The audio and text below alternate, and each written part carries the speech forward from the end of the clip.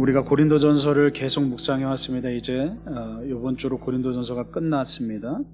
그래서 오늘 말씀에서 고린도전서 15장을 우리가 전체적으로 좀 살펴보면서 우리가 가진 그 신앙 가운데 우리가 흔히 부활의 신앙이라고 하죠. 그 부활의 신앙이 어떤 것인지를 우리가 함께 좀 나눠보고자 합니다.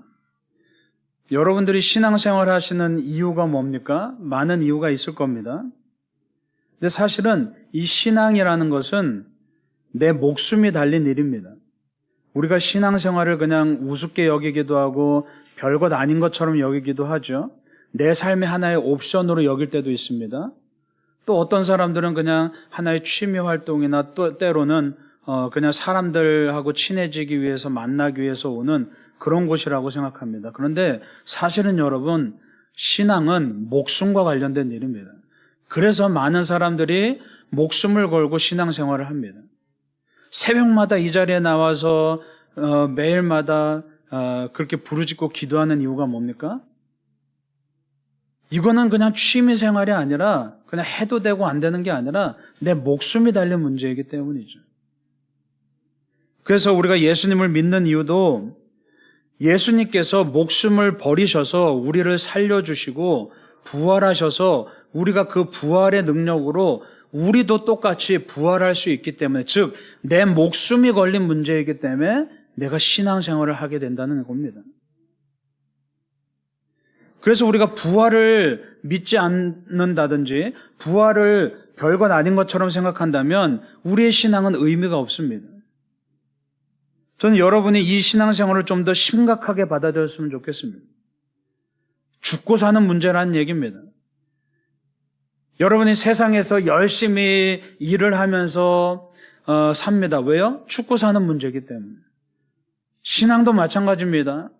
세상에서 열심히 일하고 내 생계를 꾸려나가는 것만 죽고 사는 문제가 아니라 내가 내 건강을 잘 지키고 관리하는 것만 죽고 사는 문제가 아니라 우리가 더 중요한 죽고 사는 문제가 있는데 그게 바로 내 영혼에 대한 문제고, 그래서 내 신앙을 지킨다는 것, 신앙생활을 한다는 것은 내 삶의 일부분이 아니라 이거야말로 진짜 내가 영원히 죽느냐 사느냐 하는 문제라는 얘기죠.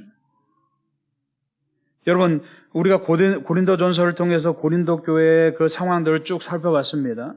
그런데 고린도 교인들이 당시 자기들이 처한 상황이 굉장히 윤택하고 굉장히 문화적으로도 많은 것들을 누리고 지식적으로도 철학적으로도 많은 것들을 누리다 보니까 부활에 대해서 별로 관심이 없었습니다. 그러니까 내세에 대해서 별로 관심이 없는 거죠. 왜요? 내가 당장 내 삶이 힘들고 어려우면, 현세가 괴로우면 우리는 자연히 내세에 대해서 소망을 두게 됩니다. 그런데 현세가 즐겁고 행복하면 내세에 별로 관심이 없습니다. 그러다 보니까 고린도 교회 교인들도 당장 자기들의 삶이 즐겁고 행복하고 많은 것들을 누리다 보니까 부활에 대해서 별로 관심이 없었어요. 그래서 듣기는 들었지만, 설교를 듣고 말씀으로 듣기는 들었지만, 예수님께서 부활하시고 부활이 있구나 라는 것을 듣기는 들었지만 별로 그렇게 관심이 없었습니다. 왜요? 당장 내게 주어진 이 현세의 삶이, 이 100년 동안의 삶이 즐거웠기 때문이죠. 여러분 어떻습니까? 여러분의 지금 관심이 지금 현재의 삶에 있습니까? 아니면 부활 후에 영원한 생명에 있습니까? 우리가 믿기는 믿어도 내가 부활에 대해서 심각하게 생각해 보지 않는다든지, 내가 내세에 대해서 심각하게 생각해 보지 않는다든지 한다면, 우리가 그냥 현세에만 집중해서 현재의 삶에만 관심을 가지고 있다면 우리의 신앙은 뭔가 문제가 있는 겁니다. 제가 늘 항상 여러분들한테 말씀드리는 것이 현재에 충실하고 지금 이곳에서 영생을 누리고 지금 이곳에서 천국을 누리라고 말씀드리는데, 여러분 절대로 착각해서 안 되는 게, 그렇다고 해서 여기서만 누리는 천국이 그게 다가 아니란 얘기입니다. 예수님께서 다시 오실 때 우리는 완전한 천국을 누리게 됩니다. 그것을 준비하기 위해서 지금 우리에게 주어진 그 작은 천국을 누려야 된다는 얘기입니다. 여러분, 그래서 오늘 말씀을 보면 부활을 제대로 믿지 않는 그 성도들을 향해서 사도 바울이 뭐라고 말합니까? 부활이라는 것은 그냥 내가 지어낸 말도 아니고 뜬금없는 소문도 아니고 실제로 아직도 500명이 넘는 증인들이 실제로 목격한 진짜 일이다라고 그렇게 증언을 하고 있습니다. 그래서 사도 바울이 예수님의 부활은 진짜 있었던 일이고 베드로를 비롯해서 예수님의 형제 야고보 또 나를 비롯해서 또 500명이 넘는 그 형제들 증인들이 아직도 살아있는 그 증인들이 실제로 보고 경험한 일이다라는 것을 지금 고린도 교인들에게 지금 강력하게 역설하고 있죠. 그래서 사도 바울은 그 부활을 부인하는 사람들, 부활에 대해서 별로 중요하게 여기지 않는 교인들을 바라보면서 부활이 없으면 믿음도 소용없다고 말합니다. 그래서 여러분 16절, 17절 말씀을 함께 보겠습니다. 오늘 15장 16절, 17절 말씀 우리 함께 읽어보겠습니다. 16절, 17절 말씀 시작. 만일 죽은 자가 다시 살아나는 일이 없으면 그리스도도 다시 살아나신 일이 없었을 터이요. 그리스도께서 다시 살아나신 일이 없으면 너희의 믿음도 헛되고 너희가 여전히 죄 가운데 있을 것이요. 아멘. 예. 우리가 예수님께서 나의 죄를 대신 짊어지시고 죽으셨다라고 믿는데 여기서 끝난다면 예수님의 죽음도 헛된 것이고 우리의 믿음도 헛되다는 얘기입니다. 왜요? 그 다음에 부활이 있는데 그 부활에 우리도 동참하지 않는다면, 우리도 부활할 것을 믿지 않는다면 이 믿음이 헛것에 불과하다는 겁니다. 예수님의 죽음이 그냥 아무 소용없는 헛된 죽음에 불과하다는 얘기입니다. 예수님께서 죽으셨다 다시 살아나신 이유가 바로 우리의 믿음이 목숨이 달린 문제라는 것을 증명하시는 거죠. 예수님이 죽었다 다시 살아나신 이유가 뭡니까?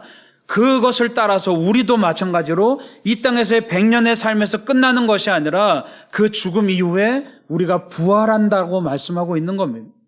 그 부활을 믿지 않으면 영생도 헛것이고 천국도 헛것이고 우리의 구원도 헛것이라는 얘기입니다.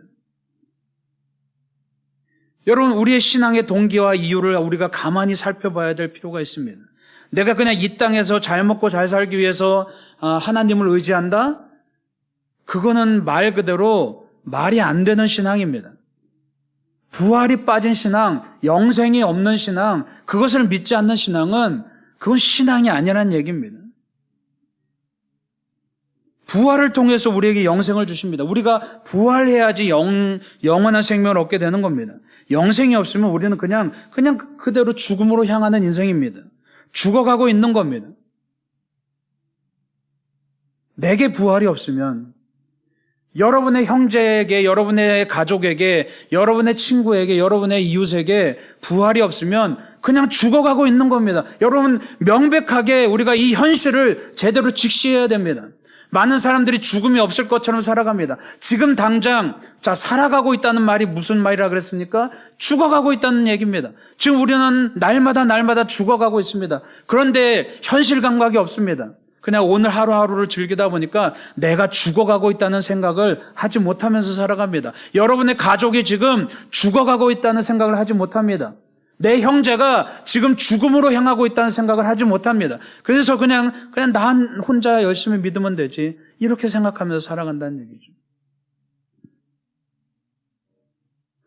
천국이 있다는 사실은 우리가 명백하게 알아야 되는 것은 지옥도 있다는 사실입니다.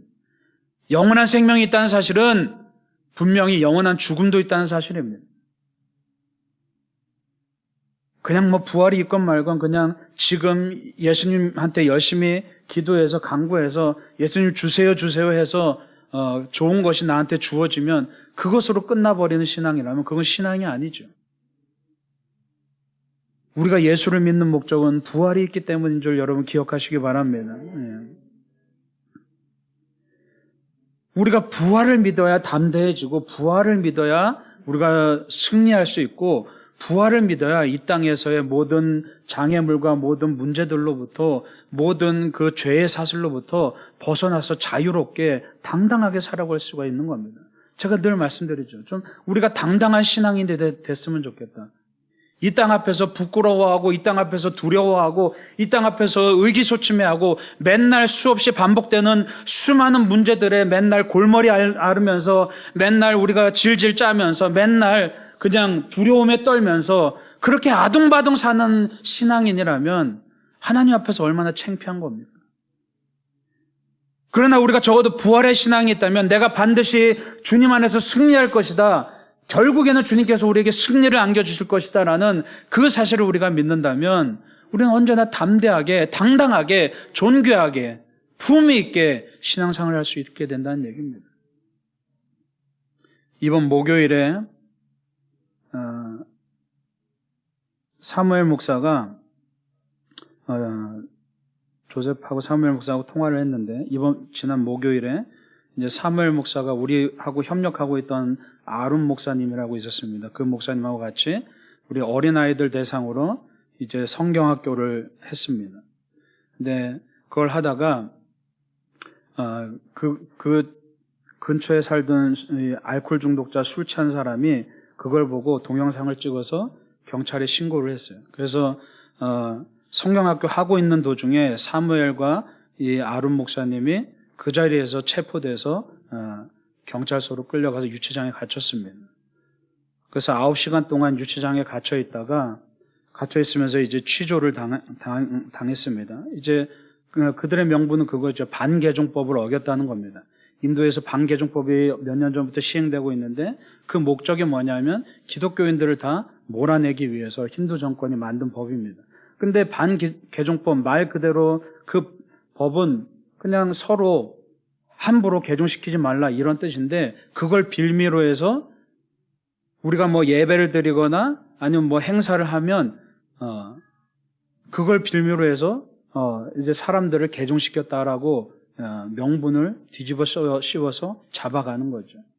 그래서 지금 지난번에도 말씀드렸듯이 작년 올해에만 벌써 300명이 넘는 목회자들이 갇혀 있습니다.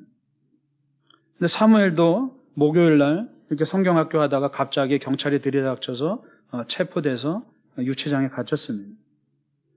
그래서 이제 경찰이 취조하는 과정에서 너희들 힌두교 아이들 개종시키려고 했지 막 따지는 겁니다.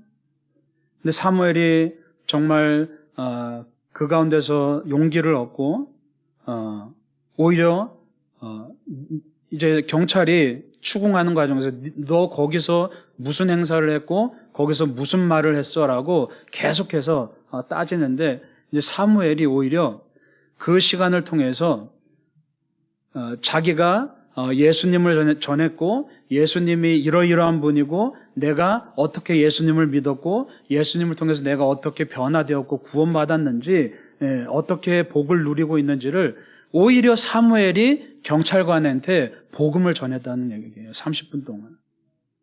사실 거기서 말 조금이라도 잘못하면 그냥 바로 감옥에 갇히는 거죠. 기본적으로 반개종법을 위반하면 기본이 10년에서 15년형을 받습니다. 그냥 있는지 없는지 다 그냥 증거로 그냥 대충 만들어서 사람들 이렇게 거짓으로 증인으로 내세워서 그렇게 그걸 셋업 범죄라고 합니다. 그런 셋업 범죄에 걸리는 목회자들이 굉장히 많이 있습니다. 그래서 사무엘도 그 경찰관한테 치료를 당하면서 9시간 동안 그 감옥에 갇혀 있으면서 얼마나 두려웠겠습니까? 사실 조셉과 사무엘 목사는 굉장히 소심하고 겁이 많은 친구들이거든요. 그래서 인도 있을 때도 저는 외국인이고 이 친구들은 현지에 있는데 뭐 어떤 문제가 생기면 이 친구들이 뭔가 나서서 뭘 해야 되는데 사실은 제가 오히려 나서서 이제 뒤치다거리를 해왔어요. 그렇게 겁이 많고 소심한 친구들인데 참 감사하게도 하나님께서 사무엘에게 용기를 주셔서 그 경찰관한테 말 한마디 까딱 잘못하면 진짜로 감옥에 갇혀서 몇 년을 썩어야 되는 그런 상황인데 오히려 담대함을 주셔서 자기가 그 자리에서 나 사람들 개종시킨 게 아니라 내가 믿는 예수님을 그냥 전한 거야. 예수님에 대해서 알려준 거야. 예수님이 이런 분이고 하면서 그 자리에서 복음을 전했다는 얘기입니다. 그런 과정 가운데서 이제 경찰관이 어떻게든 꼬투리를 잡으려고 했는데 뭐 특별한 증거가 없으니까 이제 마지막으로 벌금을 한 250만 원 정도를 때리면서 너 이거 내야 나갈 수 있어. 또 다른 이제 장애물이 막힌 거죠. 근데 그럼에도 불구하고 또 어떻게 우여곡절 끝에 벌금이 많이 줄어서 한 16만 원 정도의 벌금을 내고 이렇게 나왔습니다.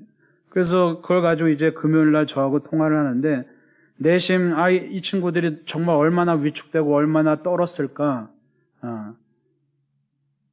그런 우려를 가지고 통화를 하는데 오히려 이 친구들이 너무나 밝은 모습으로 너무나 용기 있는 모습으로 그 과정을 통해서 자신들이 오히려 경찰관에게 복음을 전했다고 기뻐하면서 이 어려움을 통해서 오히려 하나님이 자신들에게 은혜를 주셨다고 그렇게 당당하게 말하는 모습을 보고 너무나 참 감사했습니다. 저는 이제 인도를 떠나오면서 어떻게 보면 참 제 자식과 같은 친구들인데 떠나오면서 어떻게든 좀 재정적으로만 자립을 시켜야지 하고 노력을 했는데 근데 오히려 이 친구들은 제가 부끄러울 정도로 대견하게 재정적인 자립이 중요한 게 아니라 그들이 어느새 성숙하고 연단되어서 영적인 자립을 이루어 나갔다는 사실을 제가 깨달았습니다. 그래서 수많은 연단과 박해를 통해서 그들이 영적으로 자립하고 이제는 스스로 서서 한 사람의 목회자로서 어떤 박해에도 굴하지 않고 그렇게 당장 위기가 닥쳐오는 그 상황에서도 경찰들한테 복음을 전할 수 있는 그 담대함이 그들에게 주어졌다는 거죠. 참 어떻게 보면 소심하고 연약한 친구들이었는데 그런 성품을 가진 사람들이었는데 어떻게 그런 담대함으로 위기를 이길 수 있었을까? 다른 게 아니라 그들에게 부활의 소망이 있었기 때문입니다. 세상의 모든 박해당하는 사람들, 모든 순교당하는 사람들이 그들이 어떻게 그랬을까요? 여러분 성경에 보면 예수님의 제자들, 수많은 사도들, 초대교회 성도들 사자밥이 되거나 십자가에 달려 죽거나 순교하면서도 그들은 두려워하면서 죽지 않았습니다. 오히려 기쁨 가운데 그 박해 현장으로 나갔습니다. 어떻게 그럴 수 있었을까? 여러분 답은 한 가지입니다. 부활의 신앙이 없다면 이건 말이 되지 않는 겁니다. 정말 미친 사람들입니다. 내가 여기서 죽으면 끝이라는 그 절박함, 우리는 그 두려움 때문에 맨날 설설 기면서 살아가는데 그들이 그 박해 현장 가운데서도 담대할 수 있고 기뻐할 수 있고 오히려 감사해야 할 수 있는 이유는 바로 이 죽음 너머에 진짜 삶이 기다린다는 거예요. 진정한 부활이 기다린다는 그 소망이 없었다면 그들은 절대 그렇게 기쁨으로 순교하지 못했을 겁니다. 그래서 저도 사무엘과 조셉 목사와 통화하면서 그걸 느꼈습니다. 야, 이 친구들이 정말 부활의 소망을 가지고 정말 진실한 마음으로 주님을 따르고 있구나.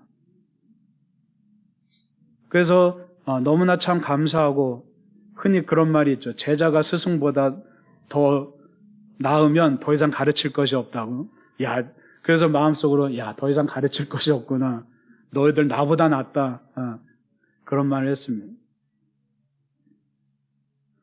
여러분 중요한 것은 우리가 세상에서 예수를 믿는다는 건 동일한데 우리가 세상에서 맨날 벌벌 기면서 두려워하면서 막 근근대면서 그렇게 살 것이냐 아니면 당당하게 어깨 쫙 펴고 어떤 상황 가운데서도 의연함을 잃지 않고 기쁘게 즐겁게 행복하게 살 수 있느냐 그 차이점은 사실은 우리에게 부활의 신앙이 있느냐 없느냐의 차이라는 얘기입니다.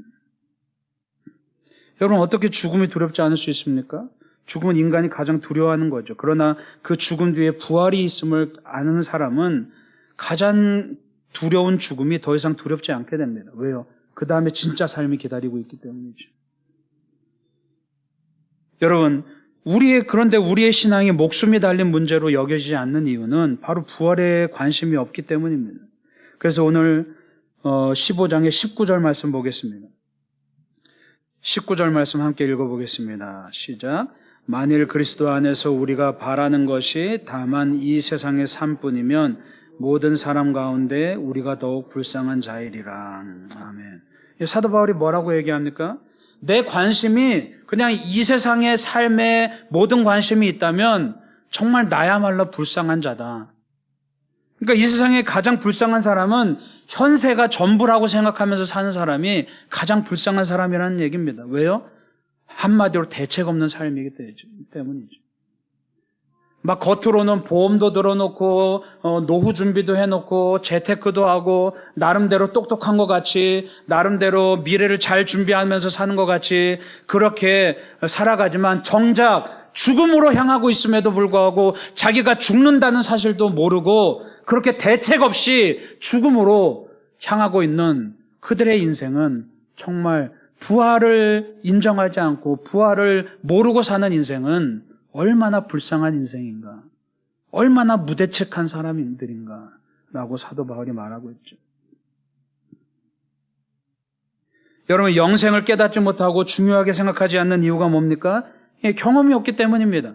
영생이 뭔지 모르기 때문입니다. 내가 이 땅에서의 삶, 그 다음의 삶이 뭔지를 경험해보지 못했기 때문이죠. 말 그대로 내가 하나님을 경험하지 못하면 하나님의 세계를 알지 못하고 영적인 세계를 알지 못하고 영원한 세계를 알지 못하고 천국을 알 수가 없는 겁니다. 경험이 없으면 알 수 없는 겁니다. 그러나 하나님을 경험하면 하나님의 세계를 보게 되고 그러면 영생이 주어지게 되고 내가 반드시 부활해야 되는 것을 깨닫게 되는 거죠. 여러분, 경험이 없으면 씨앗에서 어떤 열매가 맺힐지 알 수가 없습니다. 그런데 경험이 있는 사람은 그 씨앗을 심어서 자라나는 것을 본 농부들은 그 씨앗만 봐도 그 씨앗이 어떤 열매를 맺힐지를 알 수 있습니다. 중요한 것은 내가 이 땅 가운데서 하나님을 경험하지 못하면 결국은 우리는 영원한 생명을 바라보지 못하고 영적인 세계를 알 수도 없고 그럼 그냥 현세 지금 이 땅에서의 삶에 집중하다가 그냥 죽음으로 빠져버리는 겁니다. 무대책하게 대책도 없이 죽음으로 향하게 되는 겁니다.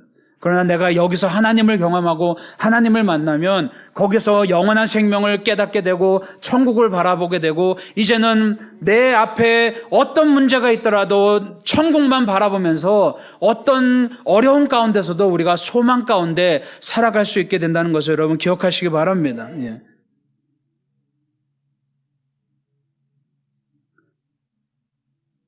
그래서 현세에 만족하면서 현세를 위한 삶을 살아가면 아무리 예수를 믿는다고 해도 우리는 그냥 기복신앙에 머무르게 되는 겁니다. 맨날 복만 구하다가 그냥 끝나버리는 겁니다. 예수를 믿는다는 것은 죽음 너머를 바라보는 겁니다. 주님의 부활을 통해서 우리도 부활해서 영생을 얻는 겁니다. 새 생명이 우리에게 있기 때문에 이 땅에서 두려워할 필요가 없습니다. 그래서 담대하게 살 수가 있는 겁니다.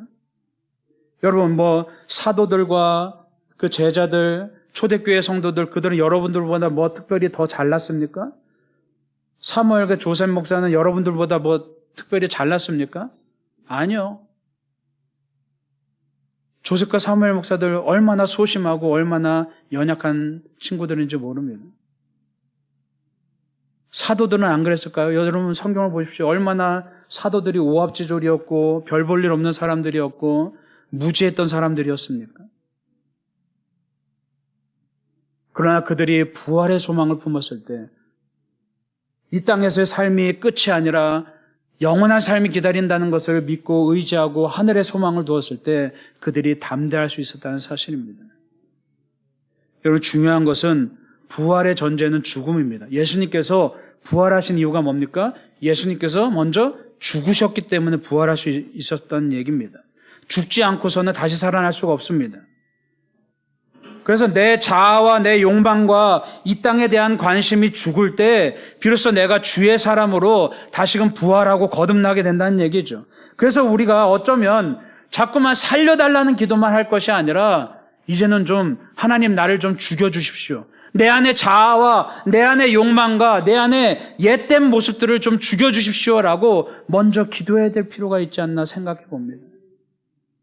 근데 자꾸만 내가 죽어져야 내가 살 수 있는데 자꾸만 살려달라는 기도만 하거든요. 그러니까 우리 안에 자아가 죽지를 못합니다. 여러분 15장 31절 말씀 함께 읽어보겠습니다. 31절 말씀 시작.